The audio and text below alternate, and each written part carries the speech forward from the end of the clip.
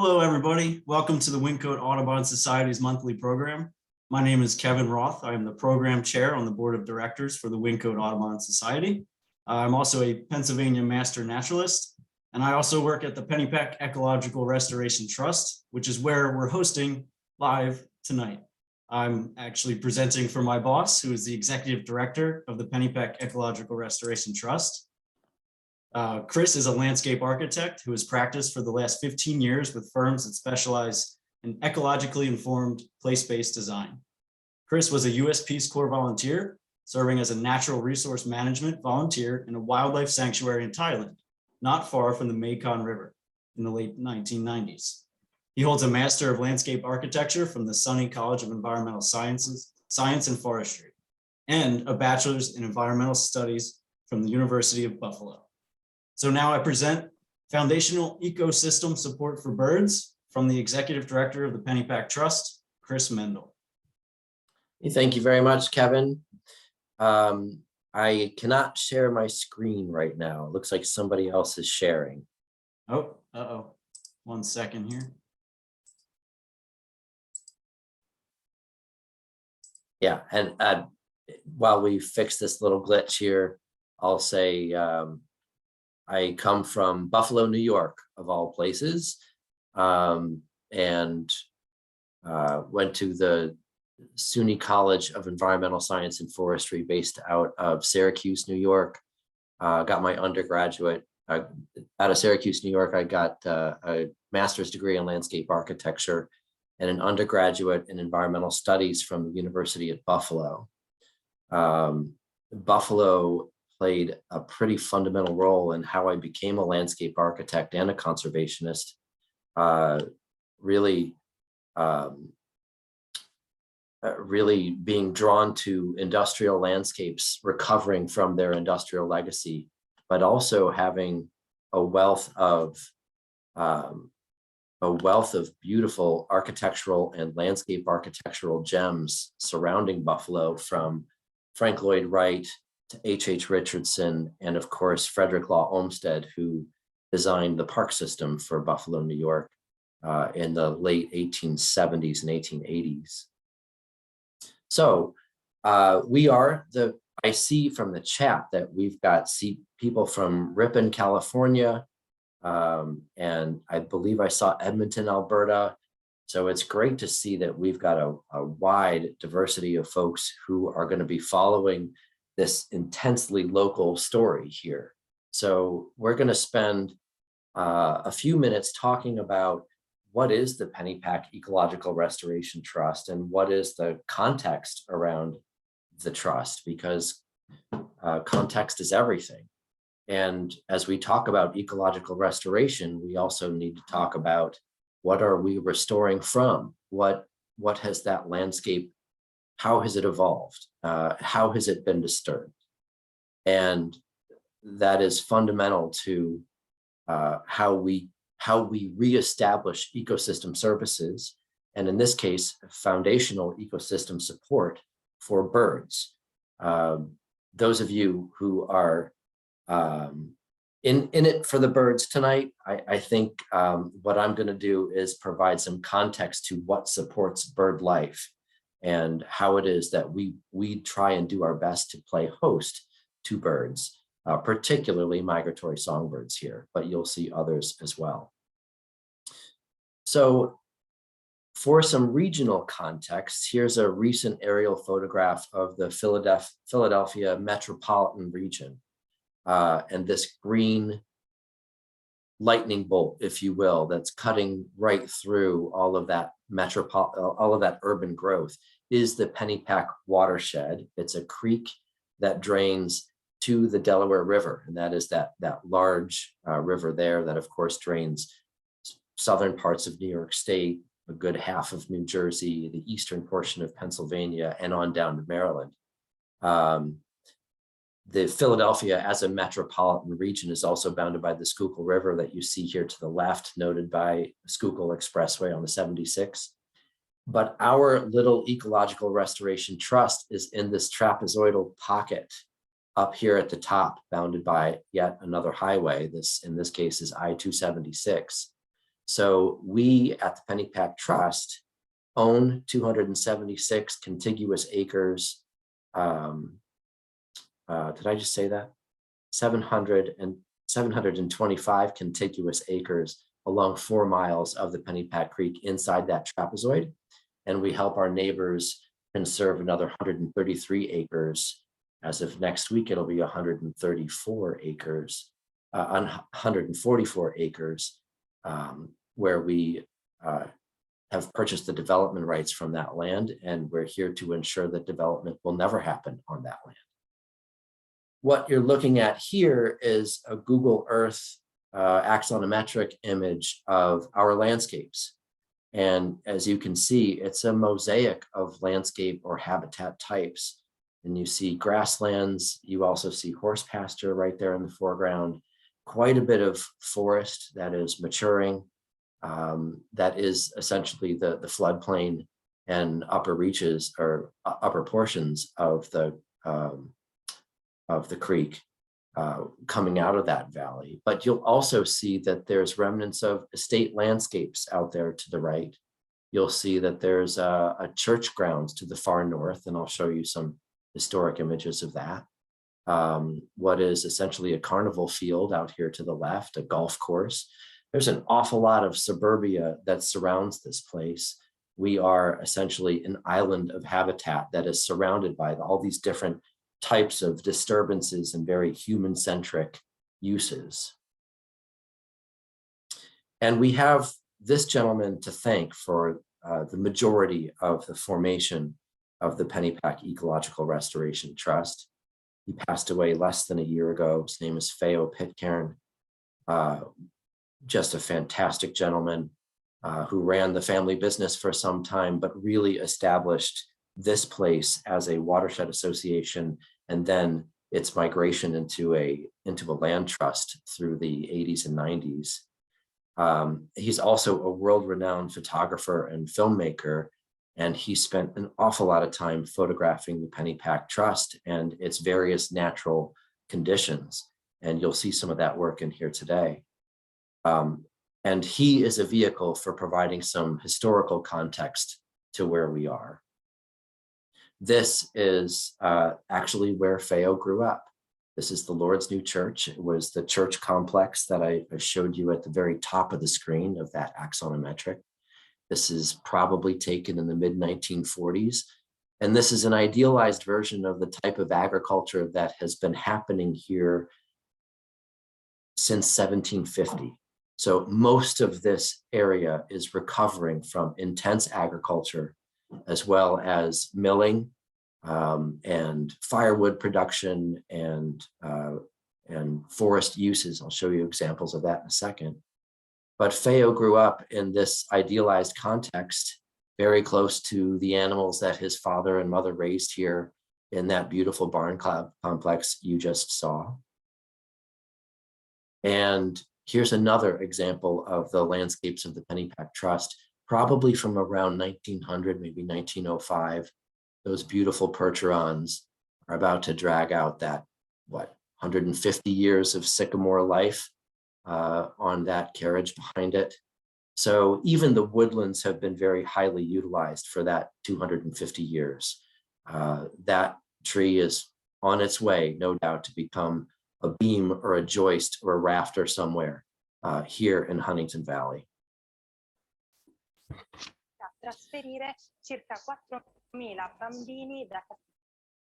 So one of my favorite things about this picture is that it illustrates where we're coming from. What are we recovering from, and what are the maison plantes that we're going to make this restoration into a set of forests and grasslands from. That building that you see there in the background is the building that Kevin and I are in at headquarters of the Pennypack Trust.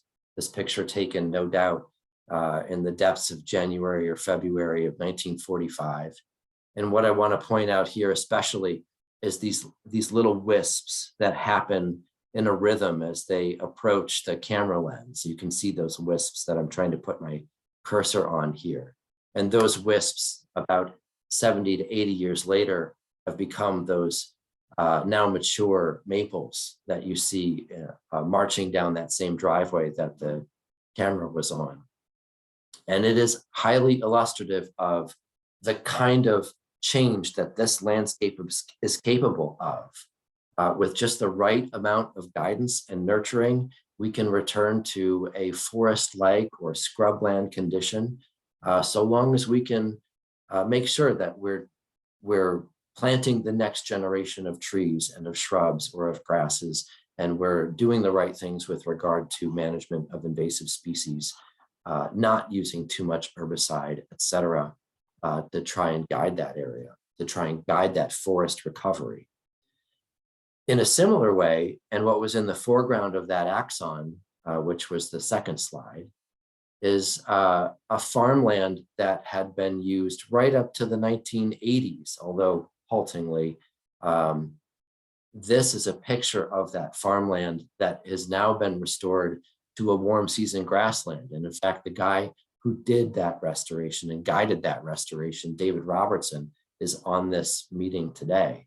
And that restoration occurred in the late 90s, and its young, fragile life emerging in the early 2000s, again, as a warm season grassland. But as you all know, as birders, it is grassland that is one of the most important habitats for migratory songbirds in this part of the eastern seaboard, the Piedmont. And so that is one of the reasons why this wasn't converted just to forest. It is a wonderful patch of 130 acres of grasslands that is immediately adjacent to that recovering forest. And it's that pairing of forest and grassland that also helps to make it so important for birds. And here's a shot of that recovering forest landscape. Now here in the 2000s, we can say that we have mature tulip poplar forest stands with some understory in some locations. But these landscapes are coming along with or without dense populations of white-tailed deer. It is one of the most influential forces on the trajectory of this landscape and what it is capable of nurturing. These deer and their overabundance are why we must plant at least 800 trees every year so that we can leapfrog those really sensitive moments in a tree's and a sapling's life when they are most likely to be chewed to nothing by those animals. And if it weren't for that, we would have a stagnating forest landscape. So this is, in essence, while we call this ecological restoration, it is essentially ecological gardening. It is still a landscape that is still dominated by a heavy hand of man. But it is, I don't mean to cast a negative aspersion about how much effort goes into this. It comes with results. We have turkey, American turkey here that regularly go, I mean, daily, nightly go between those fields and those forests. And they're doing surprisingly well in this suburban area. We now have beaver marching down the corridor that is the Pennypack Creek. And those beaver are helping to improve wildlife habitat, particularly for amphibians and for fish.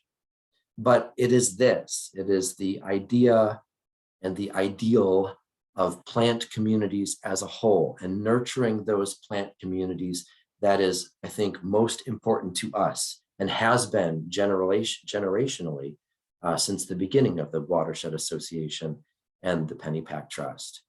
Thinking about whole systems and starting from the ground up, starting from the foundations of where we transfer energy and biomass out of sunlight and soil and water and into plants, right? This is where you begin ecological restoration in this part of the world. And all of this is to say that this is not an aside. It's not a little project undertaken by a nature preserve or by a land trust whose main focus is to preserve land or to preserve cultural landscapes. On the contrary, what we do here is to forever support natural landscapes populated by native plants and animal life. My own personal and professional bias on this is that we're here to nurture these landscapes for species other than our own, to favor them and their conditions, and then carefully invite humans to enjoy this landscape too with restrictions. We're placing nature first and trying as best we can to do what we can with this very limited acreage. And we're going to talk about those limits in just a second. So we started a project here about 2 years ago where we were thinking about what can we do to make ourselves less of an island, or maybe the better way to put it, what can we do to make ourselves a larger island that can be useful to wildlife, in particular to migratory birds. And what we notice is that our neighbors around us, and I should also modify that and say, what can we do to improve the size and the quality of that island without a huge outlay of cash and the need to manage all of that extra new land, because that is a serious limiting factor when you're running a nature preserve and a land trust. So the answer that we have come up with and are now pursuing is to look at all of our neighbors who have a tremendous amount of lawn, essentially just turf areas that are used for, in some cases, once or twice a year, or they're used for concerts, or they're just used for idyllic views. They are cultural landscapes, first and foremost. And most people in these neighborhoods can appreciate them as cultural landscapes and not necessarily as ecological infrastructure. And I think, as we all know, few people look at landscapes as ecological infrastructure. And that is something we're trying to tackle here.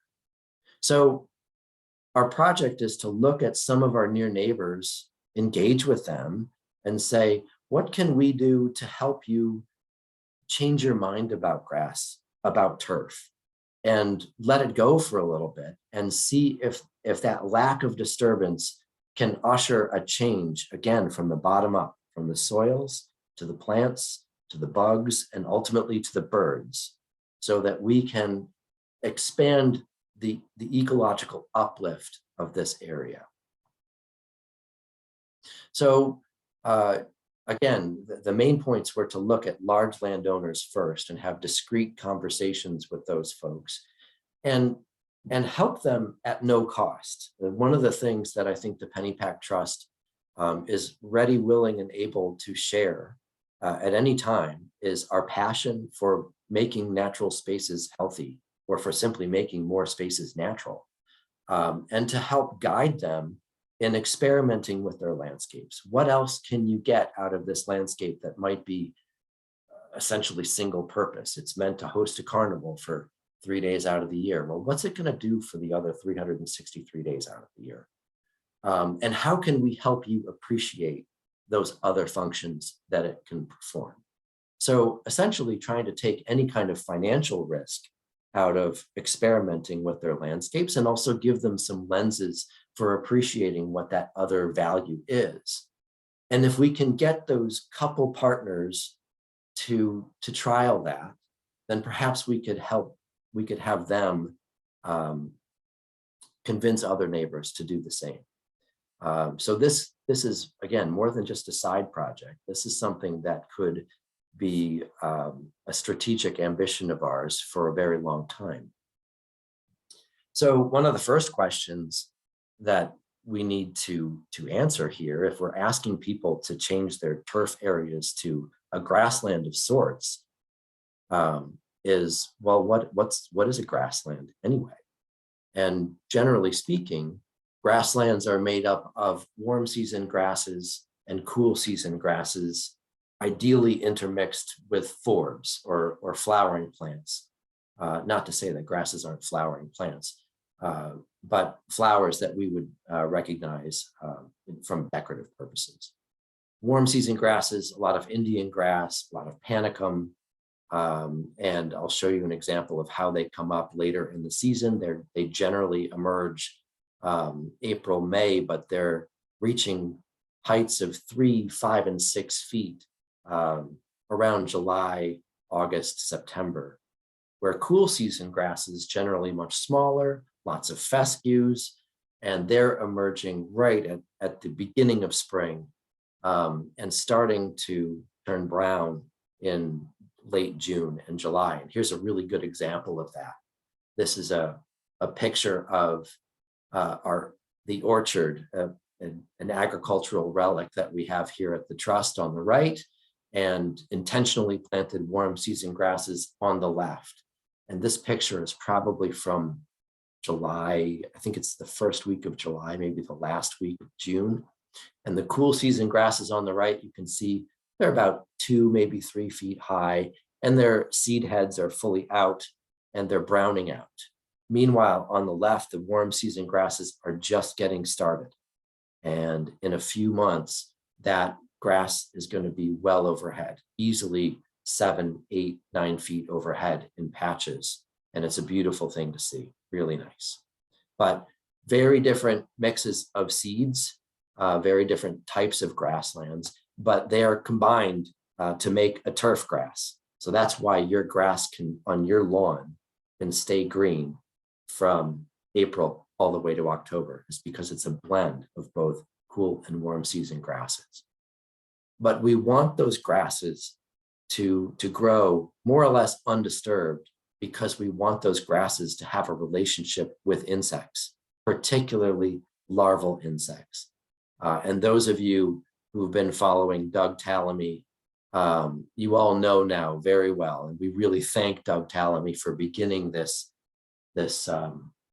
movement of understanding the value of insects, particularly to songbirds. If it's not for larval insects, there is not sufficient protein for songbirds to grow clutches and to have those birds fledge and ultimately become adults. It is an essential foodstuff for them that cannot be made up of seed mixes or of simply, placing boxes in the right place. We've got to have this for birds to persist. So we also know that we're facing a crisis here. We know that insects are in crisis. Over 40% of all insect species are in decline and could die out in coming decades.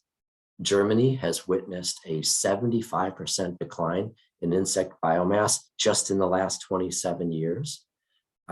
We are missing some of the most important elements to ecosystems as we watch this integral layer decline.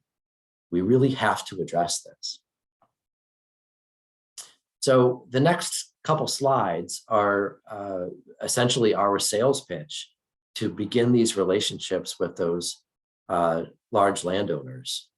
And we also have to recognize that our large landowners are not members of Wyncote Audubon, right? They're not birders. They don't automatically assume a conservationist's mentality. So you have to come at them from different directions. And reduced mowing is one of those directions. Perform a little less maintenance on your landscape, save a little bit of money, and know that you're doing something good for the environment. Whether you understand that or not is another thing. And of course, we're here to help educate them if they're willing to listen. But reducing mowing is one of those angles, as well as soil retention. Making sure that we're not contributing to water pollution and that we're keeping that precious resource where it belongs, that's important. And people certainly understand nectar and pollen. They understand that you'd have to be in quite a closet not to hear the term pollinator gardens and pollinator this and that in most mass media circles. And of course, we're trying to educate them as to the importance of this as structure as well. I love this picture taken after a snowfall in December that shows how many birds are working what seed is left from still upright grasslands here at the Pennypack Trust. And that's, from a late morning walk. It's really getting worked as forage in the midwinter. There's one of those examples right there. We also have to educate our large landowners about how does one maintain this place. It's not that you just forget about it. It still needs to be mown. And so we looked into the economic possibilities for, whoops, and I think I took that slide out, sorry. Anyway, suffice to say, we needed to demonstrate to them that mowing your grasslands was something that was an agricultural product that could be sold on the market. Not that they would make an abundance of money, but that there would be some economic driver for farmers to become involved in the mowing of these places. Because if you let these grasslands grow for some time, pretty soon you're going to outstrip the ability of your equipment to maintain it, and you will need specialized equipment to do that, which is exactly what happens here at the Pennypack Trust. We were also pursuing money of our here to fund this effort. And so NIFWIF, which happens to be the National Fish and Wildlife Foundation, regularly puts out millions of dollars in grants to perform conservation-related efforts and programs. In this case, and it happened to be in that year, NIFWIF had a list that said, if you're trying to improve habitat for any of these birds here, then you're going to be in the pipeline to receive funds from these grants. Unfortunately, and many of you diehard birders will know that trying to improve grasslands doesn't really account for those target species that NIFWIF had mentioned there. Golden winged warbler prefers scrubland. Cerulean warbler prefers riparian corridors, forested riparian corridors. Wood thrush is, the poster bird for forest interior nesting birds. And again, David Robertson has spent 26 years studying wood thrush populations and other forest interior nesting birds here at the Trust. And I'm hoping that we can hear from him on that effort in the future. So we thought, well, we need to target the species that we think that we could possibly bring here, such as willow flycatchers, such as bobolink. And in fact, when the warm season grasses were originally envisioned, it was one of the marks of success of that restoration would be the presence of nesting bobolink. And we have learned from birders that have helped us out in making this effort and evolving this effort that, quite frankly, there ain't no way we're going to get bobolinks or savanna or grasshopper sparrows to stay here, because we simply don't have scale. If we were to convert all of our acreage to cool season and warm season grasses and forego the forest, we might have a chance at doing that. But there's obviously no way that we would sacrifice that rich mosaic of forest and grassland and riparian conditions, and to some extent, some scrubland. That's working very well for a number of species, thank you very much. And the bobolink and grasshopper sparrows are going to have to go somewhere else where there are landscapes of scale that are suitable to them. So we realized in this effort that not all of our targets were appropriate. And maybe we shouldn't shoot for the third trophic layer above what we're actually trying to address here. Again, we're looking at foundational ecosystem support for birds. Well, that foundation is in the plant community, and that ability for the plant community to be host to insects. So I'm going to go through this very, very quickly, but we provided our potential clients with ideas of how cool season grasses would look in spring and in midsummer, early summer, and when they might be taken over by other forbs in the fall. Oh, there's that slide I was missing about potential products of warm and cool season grasses. So this is actually taken off. I'm pleased to announce that we do have some large landowner partners who are going to be contributing over 30 acres to these experiments. And we're going to have staff out there for the next several growing seasons trying to demonstrate that there has been an uptick in insect biomass and diversity as a result of reduced mowing and also synchronized mowing. That's another element here. Time is always an essential element in restoration practice, one in which we're not really talking about here. But we have been working on creating baseline data of insect life and plant life in many of these zones, and trying to steward this as a richer, better grassland may be one of our variables as we move forward with this. I'm hoping this is going to be a long-term commitment. Here's a look at one of our interns and also one of our intern entomologists who is now on staff here, who is providing some of this data and giving us the framework for being able to examine this year on year. And it's good to know, and part of the educational process, that we're looking at insect life that is dealing with already thriving in highly disturbed, regularly mown environments. And it's not just butterflies, it's not just quintessential pollinators like butterflies and wasps and bees, it's beetles and it's grubs, all kinds of other things that the entomologist certainly knows more about than I. We've also been able to take this show on the road, as it were, as young and, I don't want to say infantile, but certainly ever-changing as it is, where, you know, it is one of those projects that we are building as we, what is the phrase? We're going to fly it as we build it, or build it as we fly it. It's always in motion. We were alerted to No Mow May as this thing taking over certain threads in social media. Very, very catchy phrase, No Mow May, something that started in the UK in 2019. And we immediately thought, well, this is a cool idea. It's certainly a catchy little phrase. But just getting people to ask the question, what happens if I don't mow so much? Should I mow as much as I do? That was the handle we wanted. But quite frankly, we noticed that the social media package that came with this kind of stuff usually had really beautiful illustrations of what could happen to your lawn if you stopped mowing, like this one. That is the background to this slide. That, well, quite frankly, that's not going to happen.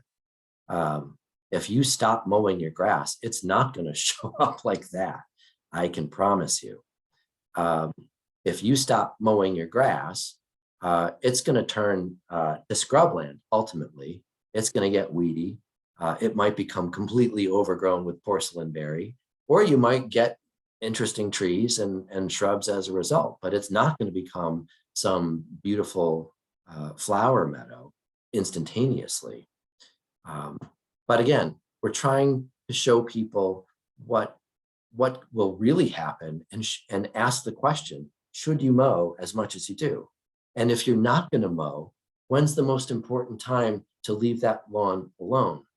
So we run them through the same educational process as we started with the large landowners. Of course, you've seen all those slides before, educating them as to what is turf, what's already there in your landscape.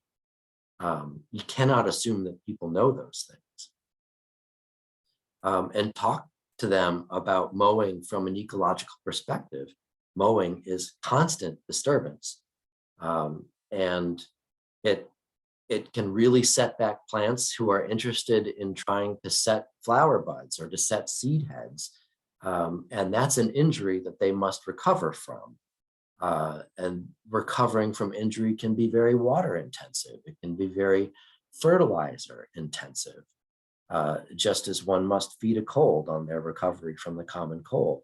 It has function, certainly. It keeps those soft tissues of grasses dominant there and prohibits any kind of woody plants from growing in there so that you can make sure that you have lawn. There's a great illustration of that. There's porcelain berry trying to weave its way through those grasses. So it's not without function.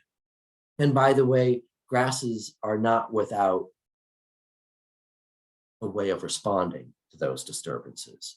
So oftentimes mowing will force species to reproduce asexually rather than sexually. As I just said, you're cutting off their flower heads, you're cutting off their seed dispersal mechanisms. So the only thing they have left now is reproducing rhizominously, which can make for what the lawn guys will tell you is a self-healing lawn. Well, that's a plant just trying to make it work and trying to set its next generation into those soils. It can also send a signal to some plants to dwarf, to set their seed heads quite a bit lower. This is a response that certainly predates the advent of a mower. This is a response that these plants have evolved because of browsing from deer or from other herbivores, right?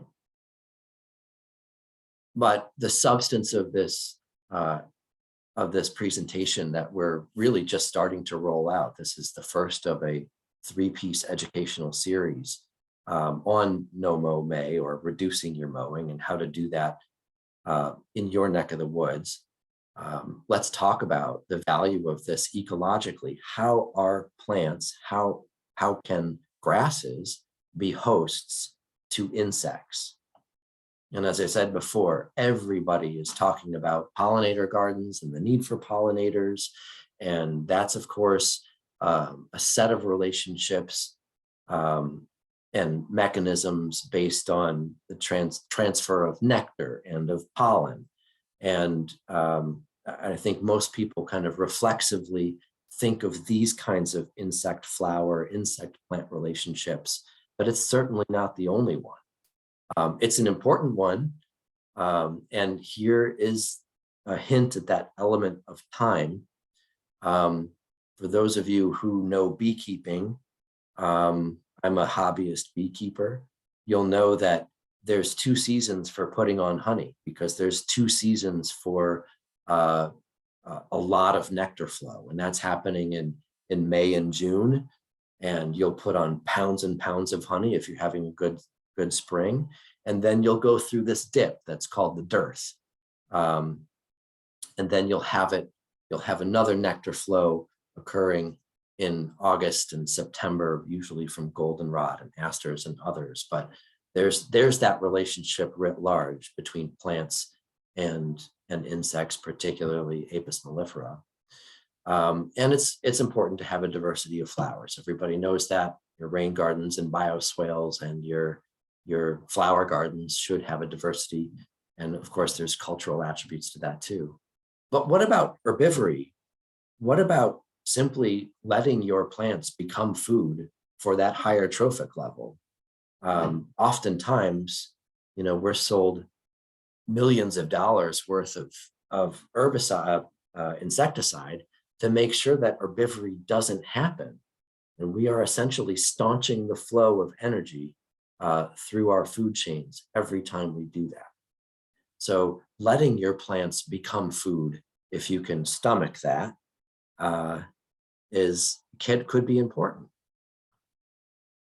And of course, you can have specialists, you can have generalists. Anybody who grows tomato plants knows about the specialists that like their tomato plants, or their potatoes, or their broccoli, for instance. And there are predator relationships, right? There are guilds making a living simply through the complexity that's forming in your lawns that are not constantly being disturbed. There's predation happening there. There's structure for hunting. There are structures that they will produce, of course, for hunting. Again, why isn't that as important as pollination? Why this structure and complexity is every bit as important as those things. There's also scavenger and decomposer relationships. What's happening to that plant material as it dies off? We have those beautiful flowers for our visual enjoyment, or perhaps because we love the way they smell, and they're up for 2 to 3 weeks, maybe. What happens to those structures? Who's responsible for getting rid of it? It's these guys, right? That's, as well as fungi and others, but decomposition is an important role. We need to be cognizant of all the different roles that insects play for us. And finally, they're structures for the passage of time, for the persistence of the species. What are we doing to make sure that, obviously these bugs aren't getting through the winter. So we've got to make sure that there is structure for them, for their eggs to transition through that winter period and be there for the next year. Again, mowing is just putting all that in a blender on a regular basis. There's another lesson and another lecture about, how to manage your leaf litter that we haven't even begun to talk about here, nor have we really begun to experiment with at the Trust. Lots of literature elsewhere for that. So we talk about pollinators, but we don't often think that grasses are essential pieces of either structure or food sources for butterflies, for instance. And oftentimes butterflies, through their different life cycles, will need different structures and different habitats for each of their different life phases. So there are butterflies that need to have beech forest for their larval stages, and then they're going to need to be out in grasslands for their adult phases. That mosaic of landscapes is really important, and grasses play a role. And finally, this is the target that you guys are all interested in, and it is remarkable how fast they have grown into areas that we have simply let go. That orchard, for instance, that we showed you, that was browning out in early July.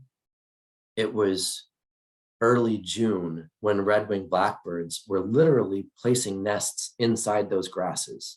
They had never done that before because we've always mown it, always. But there were multiple red-winged blackbird nests now perched inside the grasses, made of those grasses, and they were using the structure of the orchard trees as ways of observing their landscape and keeping predators away, or at least being away of egg predators. They were making it work simply because we'd stopped bothering them for a period of a few months. And I'm just gonna leave it here because that is the transition we're all about.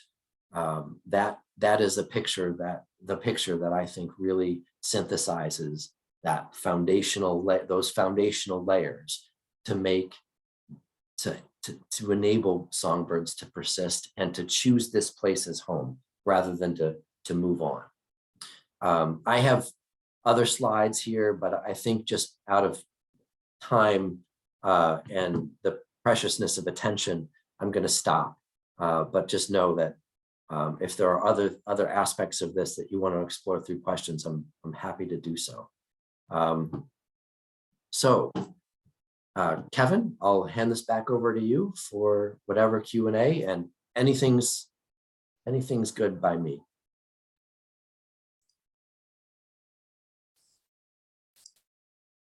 I'll also stop sharing. Perfect. Well, thank you, Chris. That was really awesome to see you put that all together. I've seen bits and pieces and different presentations and different projects, but putting it all together for this audience, that was very well done. Thank you for sharing that with us. And hopefully people learned a lot and take some of this home with them, or if they work at other organizations, to bring it to them as well. If you notice the chat box, I put, Chris mentioned the NOMO May 3-part series. I put the registration link for the next one, which will happen in March. I also put the recording of the first session, if you're interested in that, in the chat box as well on the Pennypack Trust YouTube page. And if you liked what Chris talked about tonight and you can and are willing to support the Pennypack Trust and their mission and everything you talked about tonight, I also put the link for membership and a one-time donation in the chat box as well. So thank you, Chris, and thank you, the Pennypack Trust, for supporting bird communities the way you are. Chris didn't mention that the Pennypack Trust is the second most popular spot for migrating songbirds in Montgomery County, Pennsylvania, which is a really awesome fact to share. It's also where I got my start in birding and why I like Windcote Audubon Society. So I will stop talking. If you can, please support the Pennypack Trust. I also put in the chat box the next presentation for Windcote and a way to support Windcote through the website. So after all that support, let's get to the questions. The first question comes from Nilish. He says, has there been a bird census over the years at PERT that could allow you to see if the growth in grassland acreage has helped? Oh, that's a fantastic question. I have a disappointing answer for you. I don't, while David Robertson actually is responsible for so much of the data collection that happened here through the establishment period of those grasslands, I know that he would probably be able to point to a cache of data that may be able to demonstrate that. But I don't know that we've ever invested time in analyzing that data to see if there's a direct result, specifically from that grassland. I would David, do you want to take a swing at that?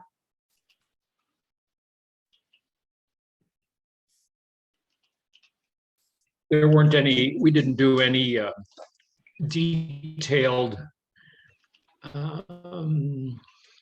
surveys of the grasslands. We did sort of casual surveys of the grasslands, but we didn't do anything detailed or formal. So there's really no background data to document one way or the other. And I would imagine it's the birds that we're hosting, even when they're nesting here, they have lives, and ranges that are hundreds, if not thousands of miles long. So I'm not sure that we could demonstrate causality if we saw increases or decreases in populations. Would you agree with that, David? Yes, I would agree with that. Yep. Can I just do a quick follow-up? Kevin, is that all right if I just ask a question? Right, so Chris, I understand that the data doesn't exist, but I think the opportunity exists for you to establish a protocol, and there's enough of a community of birders around that you could establish a protocol where we, using some spot counts, etc., on I don't know, a biannual basis, or a semi-annual basis, you could start to build a database because you've got some very specific habitat, and you could pick out some survey points that reflect that habitat. And over time, if you could maintain that program, you would learn, how the bird life is changing, right? Particularly in the two seasons, the breeding, non-breeding season. So anyway, just a thought. Well, that's a great thought. And in fact, that's what Dr. Robertson had been doing for forest interior nesting birds over a period of 26 years.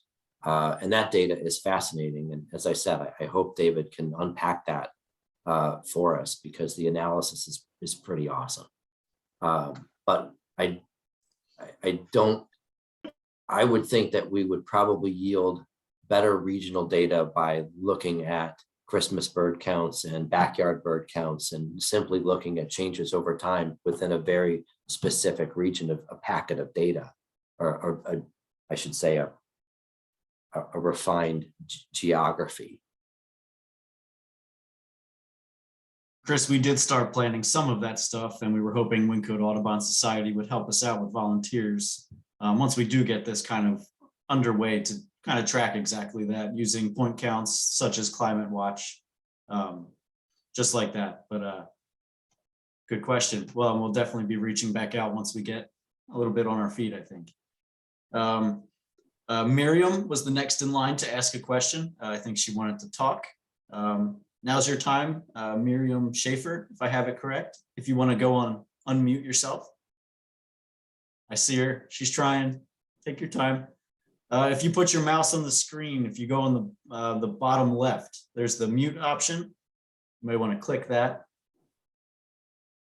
If you're having trouble with that, you can just type in the chat box and I'll get to your question. Well, in a little I see bit. the question there. She wrote it Oh, out. she did. Oh, I didn't scroll Yeah. down. There we go. I was trying to stay in order. Where is that? Okay. How do you know when you can start disturbing things? For example, my neighbors will attest that my garden beds all look messy because I left the leaf litter down. When is it okay to rake up? The winter aconite are blooming, but they're all buried. So you can start mowing again in June, etc. Oh man. I'll tell you a little story here. I was under severe pressure by a near neighbor to mow that orchard way before June, because he wanted to make sure that that orchard looked quite a bit more kept. It could also be used as an alternative place for horses to graze if the nearby pasture needed to be turned off for a while. And once the seed had set on those grasses, it was going to become a dietary problem for the horses. And so he looked at that landscape and went, what the heck are you guys doing? No, I'm not getting any utility out of this landscape anymore. Even though it is owned by the Pennypack Trust. And then not just that, but staff started to get in there and realize, oh my God, there's these butterflies. And we're starting to see all this complexity emerge. And now there's red-winged blackbird nests. Chris, are you going to make us go in there and kill all that stuff?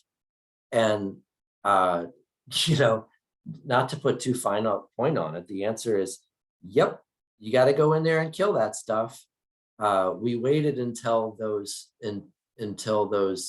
fledglings were flying. That's what was happening by July. But at some point you do have to disturb things, and guaranteed every time you disturb things, you're going to kill things or you're going to set them back. There's just no doubt about it. And I'm not going to try and convince you otherwise. We're looking at essentially cohorts of insects and their life cycles where we've got big peaks. Going back to that diagram that showed nectar flow in these two big peaks. Well, can you find a trough in there that is going to be a convenient place where you're not eliminating all of that energy?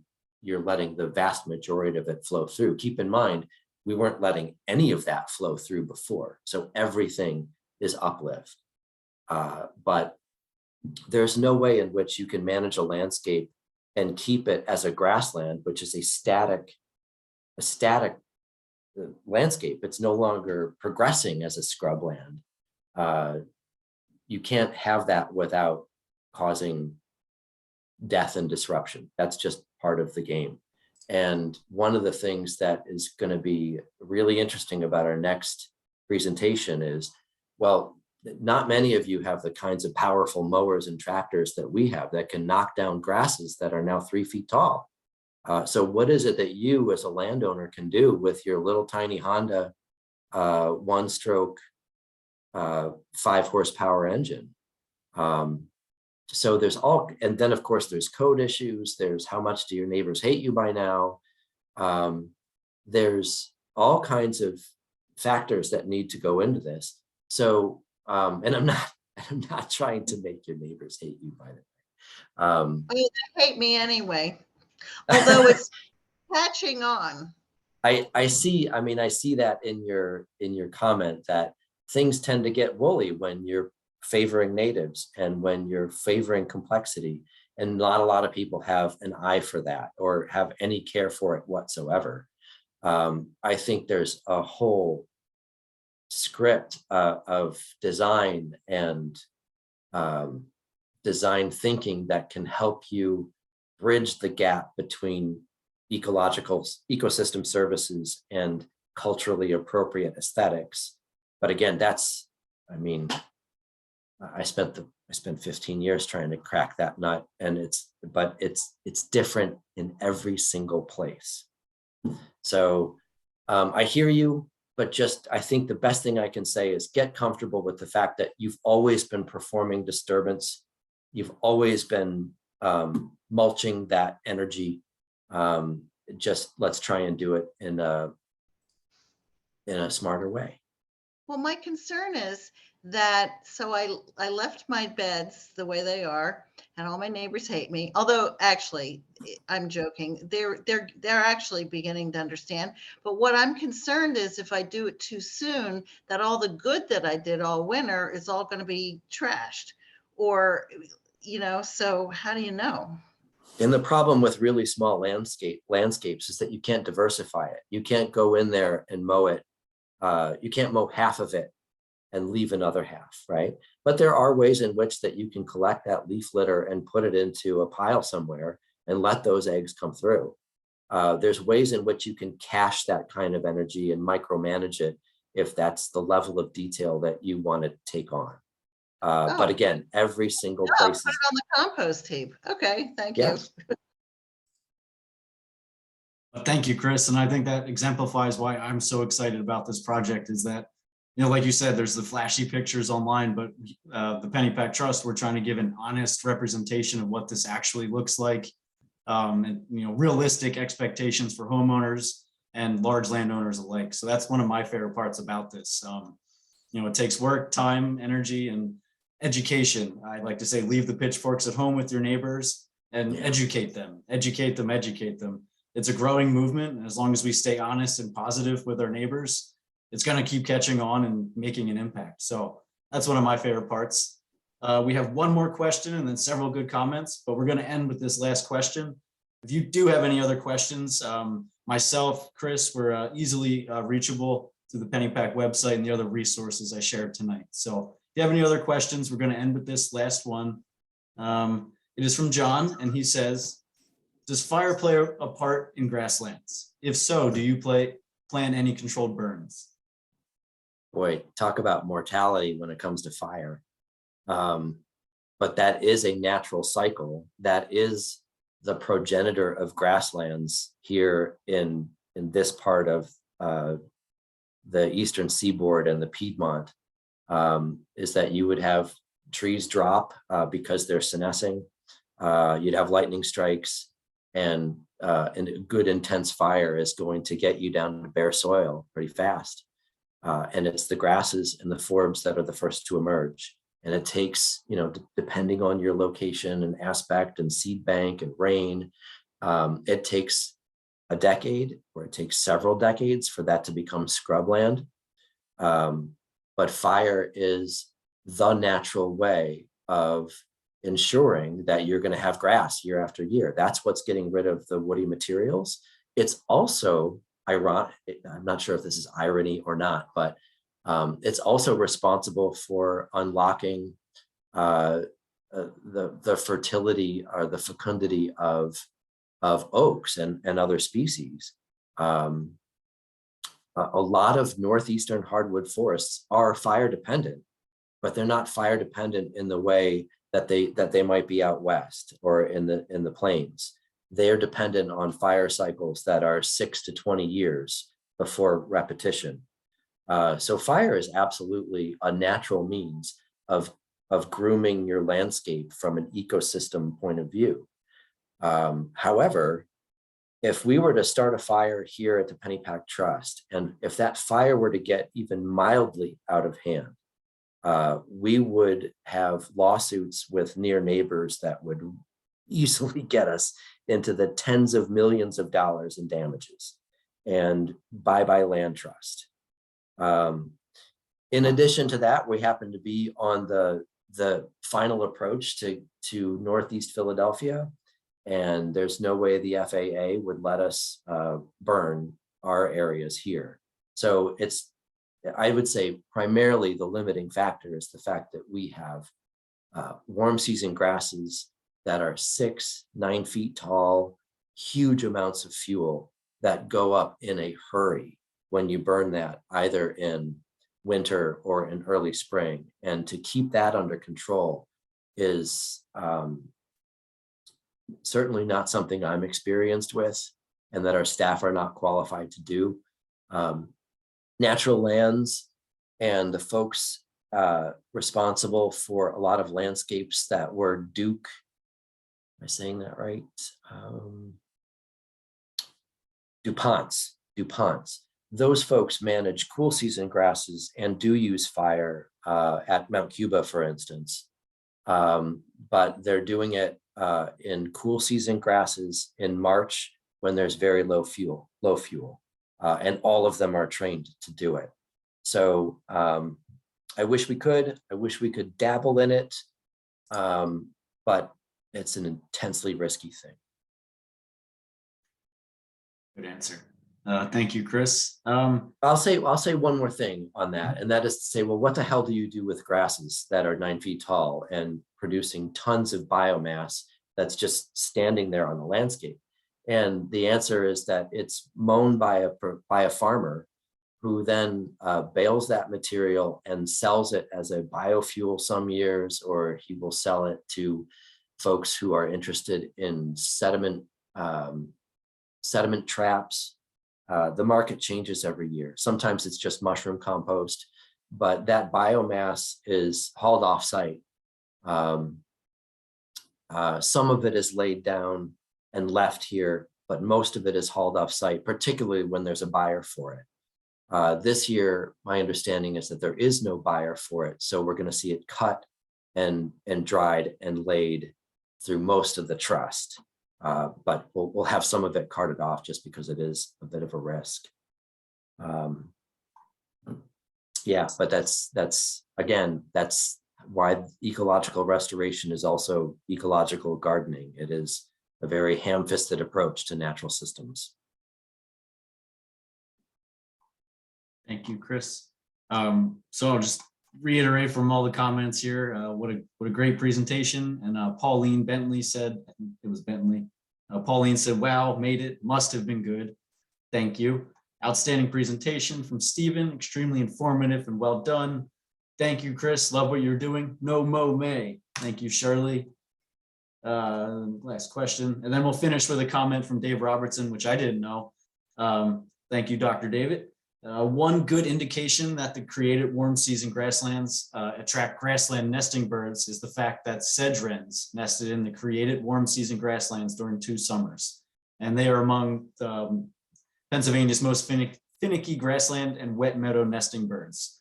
Anecdotal evidence, but interesting nonetheless. I didn't know that. Thank you for sharing, Dave.